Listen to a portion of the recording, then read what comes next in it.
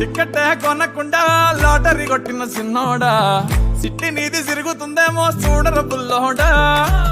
మూసుకొని కూసోకుండా గాలం వేసావు పప్పు కడా